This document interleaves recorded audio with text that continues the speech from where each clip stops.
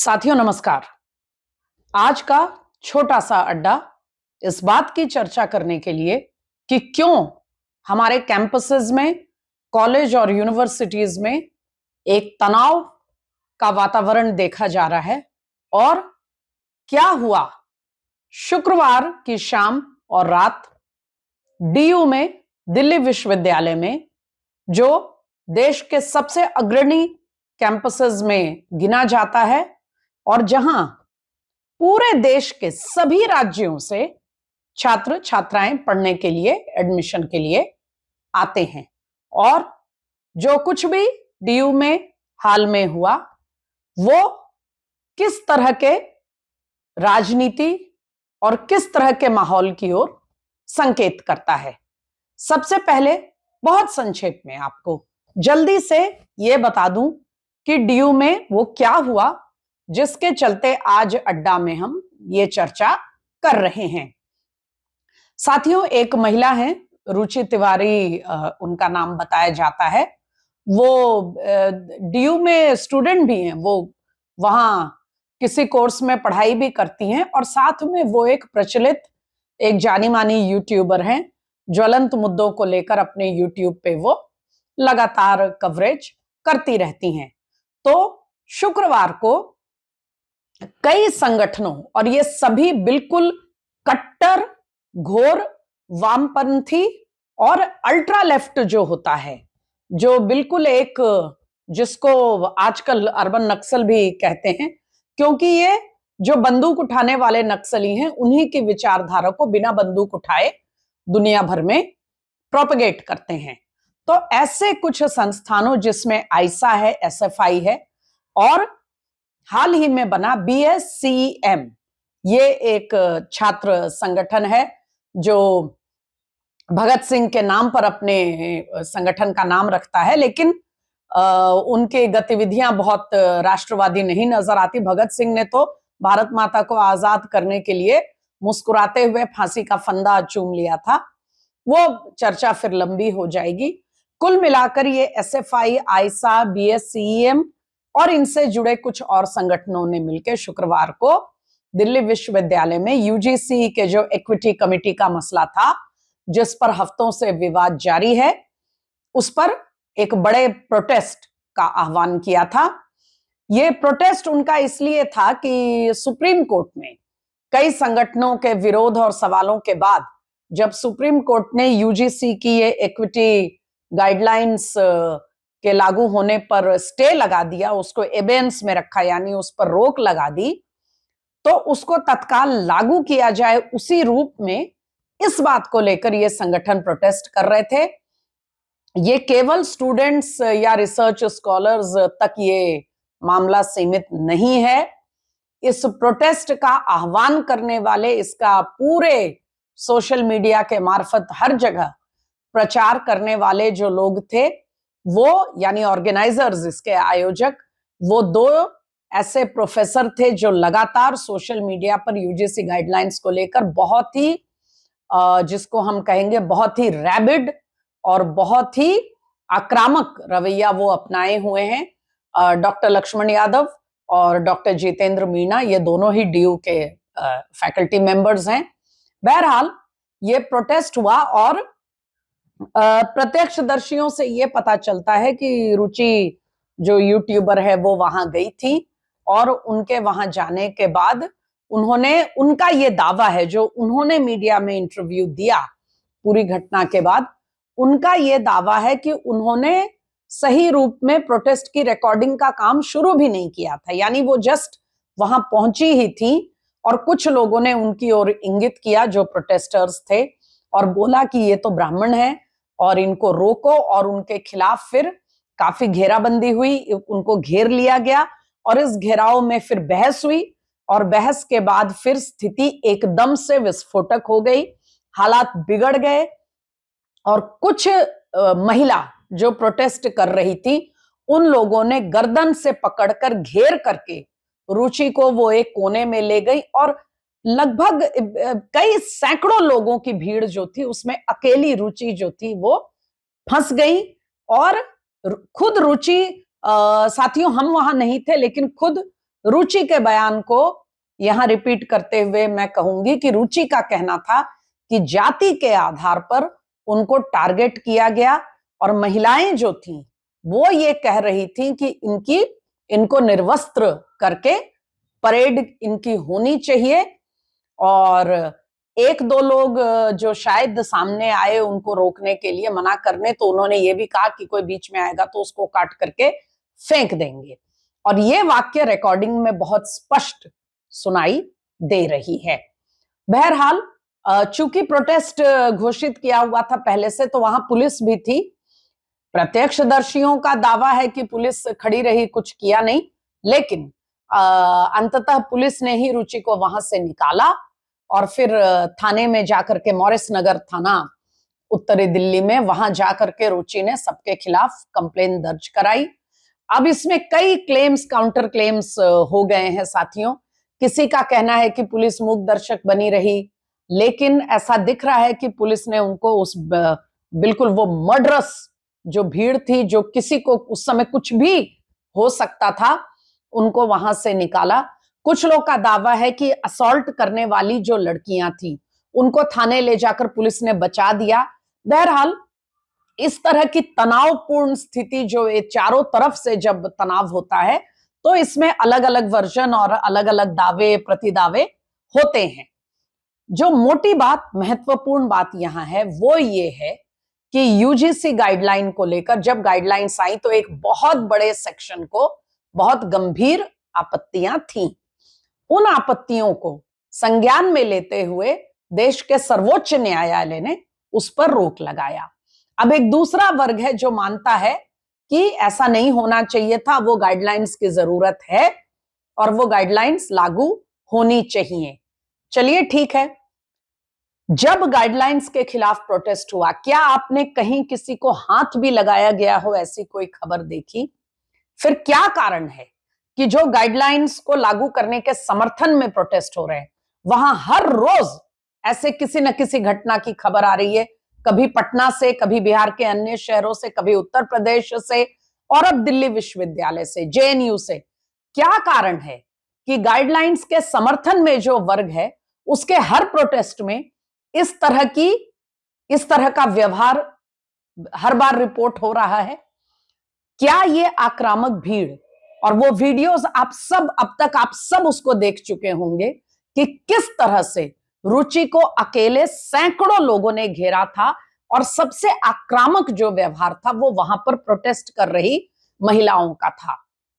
एक बात यहां और जोड़ना जरूरी है साथियों, रुचि पर हमला करने वाली महिलाओं में एक गुरकिरत भी हैं। आपको याद दिला दें, गुरकिरत आयसा की वही सदस्य हैं जो कुछ समय पहले, आपको याद होगा कि दिल्ली में पोल्यूशन बहुत ज्यादा है, इसके खिलाफ उन्होंने प्रदर्शन करने के लिए वो आई थी। उनके साथ एक रवजोत कौर भी थी और कई लोग थे उनके गुट के, और इन लोगों ने पोल्यूशन पर प्रोटेस्ट की परमिशन ली थी और वहां जाकर ये नारे लगा रहे थे नक्सलियों के समर्थन में, और ये भी नारा लगा था कि तुम कितने हिड़मा मारोगे, हर घर से हिड़मा निकलेगा। बहरहाल हमारे सुरक्षा बलों ने, हमारी सीआरपीएफ, हमारा जो छत्तीसगढ़ की पुलिस है और हमारे जो बस्तर के जो गार्ड्स हैं हमारे, उन सब ने हिड़मा को जहां उसको पहुंचना चाहिए वहां पहुंचा दिया है। अब कोई हिड़मा दोबारा निकलने वाला नहीं है और नक्सलवाद अपनी अंतिम सांसें ले रहा है। मार्च का अल्टीमेटम है, उसके बाद कोई दिखेगा नहीं आपको हिड़मा का, कोई हिड़मा का चेला कहीं नजर नहीं आएगा। लेकिन हम आज के विषय पर वापस आते हैं साथियों। रुचि के मामले में दिल्ली पुलिस ने मामला दर्ज किया है। दिल्ली पुलिस अपनी छानबीन करेगी और सब कुछ कैमरे में है, दर्जनों वीडियोस हैं, सीसीटीवी कैमरा अपनी जगह है, और पुलिस के पास फेशियल रिकॉग्निशन से लेके 50 ऐसे टेक्निकल जो टूल्स हैं वो होते हैं जिससे इन छात्रों की पहचान की जा सके किसी भी मामले में। और इस मामले में तो पहचान की जरूरत भी नहीं है, क्योंकि वो प्रमुख लोग जो रुचि पर असॉल्ट करते हुए दिख रहे हैं उनको पहले से ही सब जानते हैं। वो जानी मानी पदाधिकारी हैं, उनमें अंजलि है, उनमें गुरकिरत जैसा मैंने आपको बताया वो है, और आयोजन में उकसाने वाले और उस आयोजन को ऑर्गेनाइज करने वाले 2 डीयू के प्रोफेसर हैं। इस तरह से तकरीबन वो सारे लोग जिन्होंने रुचि को मिल करके घेरा, वो सभी की पहचान पहले से सबको पता है। अगर इसमें कार्रवाई करने की मंशा होगी तो कोई समय नहीं लगेगा, ऐसा हमारा मानना है। इसी बीच डीयू ने दिल्ली विश्वविद्यालय की ओर से वहां के वीसी की तरफ से, योगेश सिंह जी की तरफ से एक सार्वजनिक बयान आया है जिसमें कहा गया है कि यूजीसी गाइडलाइंस को लेकर के मामला अदालत के विचाराधीन है और जो भी होगा सभी पार्टियों को विश्वास में लेकर अदालत में मामले का फैसला होगा। तब तक कोई भी छात्र संगठन या कोई भी किसी तरह का कोई व्यक्ति या कोई भी गुट जो है वो किसी तरह से सामाजिक सौहार्द और यूनिवर्सिटी कैंपस में तनाव पैदा करने की कोशिश ना करे, इस बात का स्पष्ट बयान डीयू के वीसी की तरफ से आ चुका है। हालांकि जिस तरह का हमला रुचि पर हुआ उसमें डीयू के वीसी का यह बयान काफी है क्या? क्या ऐसे गुरकिरत जैसे लोग जो जेल पहले हो आ चुके हैं, ऐसे ही एंटी नेशनल व्यवहार करने के लिए वो किसी पर इस तरह का मर्डरस हमला करके केवल ऐसे ही एक चेतावनी से बच सकते हैं क्या?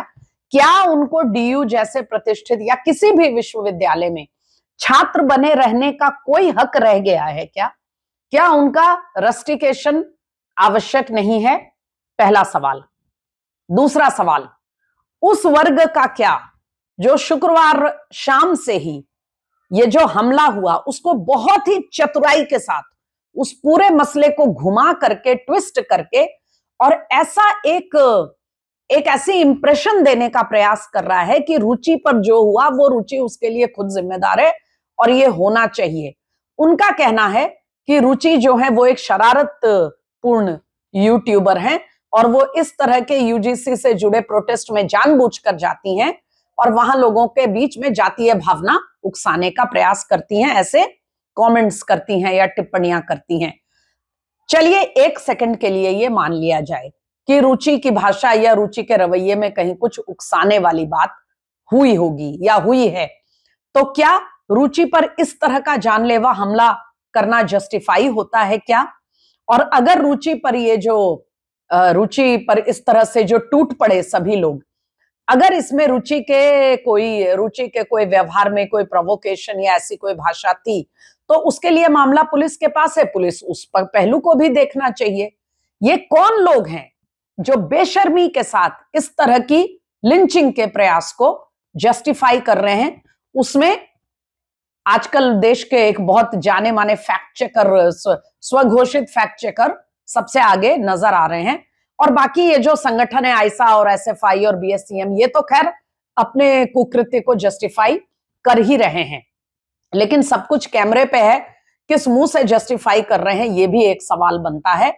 फिलहाल ओपिनियन अड्डा किसी पक्ष का समर्थन नहीं करता, लेकिन ओपिनियन अड्डा इस बात का समर्थन करता है कि किसी भी सूरत में जातीय भावना को भड़काना, जातीय विद्वेष फैलाना, किसी को उसकी जाति के लिए, केवल उसकी जाति के लिए चिन्हित करके और उस पर इस तरह का जानलेवा अटैक करना, ये न तो सभ्य समाज में इसकी अनुमति दी जा सकती है और न भारत जैसे देश में जहां इतनी विविधताओं के बीच हमें मिलकर रहना है। एक अंतिम बात और साथियों, कुछ ताकतें हैं जिनको विदेश से भी ताकत मिलती है और हमारे देश के अंदर भी कुछ ऐसे तत्व हैं जो 2014 से इस बात को लेकर अत्यंत बेचैन है कि क्यों देश एकजुट हो रहा है, क्यों सर्व समाज, हिंदू समाज एक इकट्ठा हो रहा है, क्यों देश में राष्ट्रवाद को लेकर, डीकोलोनाइजेशन को लेकर, हमारा जो गौरवशाली इतिहास है, परंपरा है, उसको लेकर इतनी जागरूकता हमारे युवाओं में क्यों आ रही है। ये सब कुछ उन्हें कचोटता है, उन्हें तकलीफ देता है, क्योंकि समाज बटा रहे, समाज आपस में लड़ता रहे, यही उनका मकसद रहा है। अफसोस की बात यह है कि यूजीसी गाइडलाइंस के ये पूरे जो विवाद है, इसमें ऐसे लोगों को एक बहुत अच्छा बहाना और मौका मिल गया है इस विभाजन को हवा देने का, और वो विभाजन किस हद तक जा सकता है आपने इस डीयू के मसले में आप देख सकते हैं। हमें चिंता यह है कि यह मामला किसी इस तरह का व्यवहार कहीं और दोहराया नहीं जाना चाहिए। इसके लिए दिल्ली पुलिस सख्त कार्रवाई करे और तमाम देश के जो कॉलेजेस और यूनिवर्सिटी कैंपसेस हैं उनका जो प्रबंधन है, जो मैनेजमेंट है, वो इसके लिए बिल्कुल मुस्तैद रहे। इस मामले का जो फैसला होगा वो कोर्ट में होगा और बाद में कानूनी रूप से होगा। तब तक इस तरह से कानून हाथ में लेकर सभ्यता की सारी हदें तोड़कर अपने आप को स्टूडेंट, तथाकथित स्टूडेंट कहने वाले लोग जो शुद्ध राजनीतिज्ञ हैं, शुद्ध नेता बनने के चक्कर में है, उनका कोई लेना देना नहीं है शिक्षा से, और महिलाएं जो छात्रा होने का बहाना बनाकर इस तरह का मर्डरस व्यवहार कर रही हैं, उन पर तत्काल कार्रवाई होनी चाहिए। सभी कैंपसेस में सभी देशभक्त छात्र छात्राओं को बिल्कुल सजग और बहुत ही अलर्ट रहने की आवश्यकता है। अगर इन ताकतों को हवा मिल गई तो याद रखिए साथियों, इस नुकसान की भरपाई बहुत मुश्किल हो जाएगी और ये पूरा सामाजिक जो हमारा सौहार्द है ये छिन्न भिन्न हो जाएगा। ये स्थिति नहीं आए, इसको इंश्योर करने में यूनिवर्सिटीज का और सरकारों और जो लॉ एंड ऑर्डर मशीनरी है, पुलिस वगैरह, इनकी जिम्मेदारी तो है ही, लेकिन हम और आपको भी इस बात में सजग रहना होगा क्योंकि ये हमारे और हमारे ही बच्चों के भविष्य का मसला है। फिलहाल इतना ही। अगले अड्डे में इस पर आगे स्थिति पर नजर रखेंगे। तब तक नमस्कार।